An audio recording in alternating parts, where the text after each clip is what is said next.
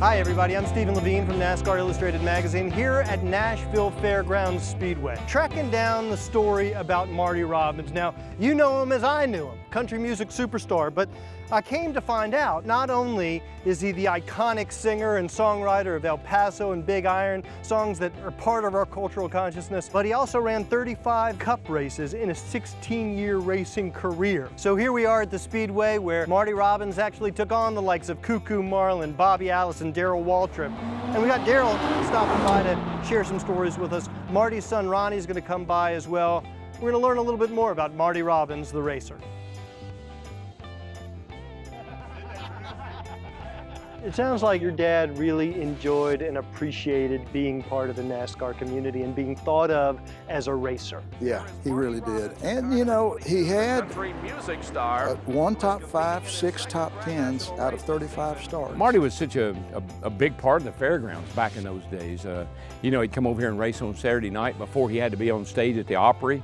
And so Marty Robbins became a really good friend. One of the first guys that really befriended me when I came down here was Marty Robbins. I came down from Kentucky and I was a young snotty-nosed kid, didn't know a whole lot, and this old track was pretty tough to race on, and Marty was pretty good here. Well, Marty Robbins was really a good racer over at the old Nashville racetrack. It was one of the toughest racetracks back in the day to run on. This track was high bank. Like a battleship. You just drove in the corner and cut and come back off of it. And running the late models that he was running, he really ran well over there. Big old show off. You know that old saying, you could either be the show or be a part of the show? Well, most of the time he was the show. He had that purple and yellow number 777. Car really stood out in the crowd, you know. He was an entertainer. I know at Talladega they used to always stay at the Ramada Inn there. It never would fail that you know, somebody'd have a guitar and he'd sing as long as anybody would listen. I was a huge fan of his before.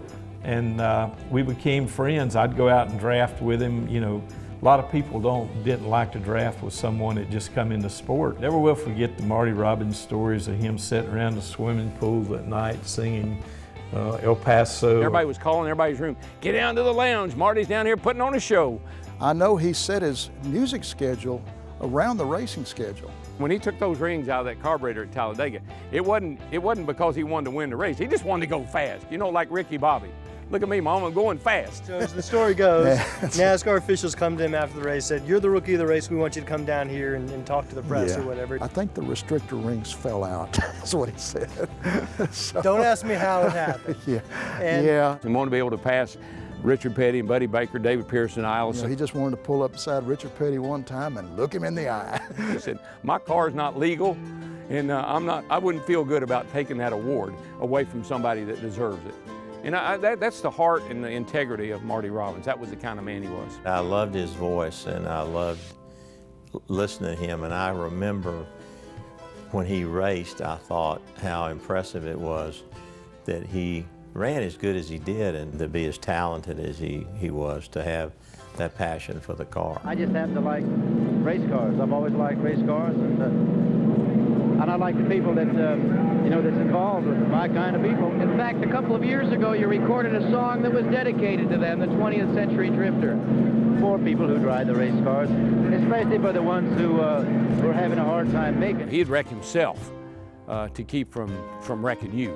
As a matter of fact, there's people that think that Charlotte, when Richard Childress spun and was sitting sideways in the racetrack, Marty actually put his car in the wall to keep from hitting Childress in the door. You know, I remember a big wreck on the front stretch. Buddy Baker started to wreck, and we all got into it. And the story that I understand, Marty turned right to keep from hitting me right in the door because I'd spun, and Marty turned right and hit the wall. And we became really good friends. We were friends before, we became really good friends after. Car number 42, Marty Robbins, lost it coming onto the tri-oval and slid along the wall for over 1,000 feet. Stayed out of the traffic, and he's okay. After that crash, the Grand Ole Opry star said he was singing 2 octaves higher for 3 days.